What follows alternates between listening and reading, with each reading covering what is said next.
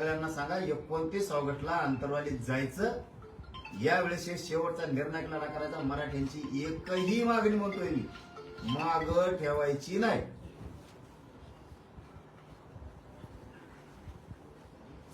तुमचं काय? ते काही अभ्यासक येणार आहेत ज्यांनी तुम्हाला तुमच्या मताशी सहमत नव्हते मुंबईमध्ये किंवा इतर ठिकाणी, त्यांनी सोशल मीडियावरती लिहिलंय की ते येणार आहेत म्हणून. नीट वागायचं असलं तर यायचं नाही तर इकडे यायचं नाही. मी मीडियात तेच सांगितलं, इकडे यायचं नाही. रात्री पण सांगितलं आपल्याकडे चोरून लपून काय नसतं. तुम्हाला काय समाजाच्या विरोधात बोंबलायचं तुम्ही तिकडे राहूनच बोंबलू शकता, काही अडचण नाही. तुम्हाला मराठ्यांचे लेकराच्या अन्नात माती कालणारे विष कालणारे ओबीसीचे काही लोक लागतायत तर इकडं मराठ्यात काय आहे? मग ते कोण कोण असते ते सगळेच या काला म्हणत नाही. आणि मी ओळखीत नाही अर्ध्याला तरी म्हणतात आम्ही जेव्हा सांगितलं होतं आम्ही तेव्हा सांगितलं होतं आणि आमचं ऐकलंच नाही. आता तुम्हाला ओळखीतच नाही. मी आता मला कळायला लागलं हे अभ्यासक आहेत म्हणून. आणि जे अभ्यासकाला देता आलं नाही ना ते आम्ही गरीब लोकांनी दिलंय. फक्त मी जीव याच्यासाठी लावतो की समाजाचा भाग आहेत बिचारे. काही संघटना, काही अभ्यासक, काही समन्वय जीवाचं रान केलं या बिचाऱ्यांनी समाजाला मिळावं म्हणून. सरकारनं त्यांचं कधीच ऐकलं नाही. तर मग माझ्या लक्षात आलं आपल्या माध्यमातून त्यांचं चालू.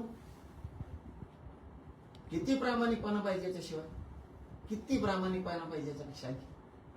मी ठरवलं की बिचारे अभ्यास सांगतेत, पुस्तक वाचून वाचून परेशान झालेत, काही काही मथरे झालेत आमच्या. नाही ऐकलं या सरकारनं. म्हणजे 40 वर्षाच्या 50 वर्षाच्या सरकारमध्ये. आता चला ना आपण सन्मान देऊ, आपण त्यांचं म्हणणं मांडून पुढे चालू. पण काहीला आता 2 खेळी खेळायचे असतात. 2 खेळेवाला आम्ही इथून पुढच्या काळात टिकून देणार नाही. मराठा समाज बी त्यांना गिनणार नाही. मग मी पण नाही. ही शेवटची संधी त्यांना मीडियाच्या माध्यमातून सांगतो, ही शेवटची संधी.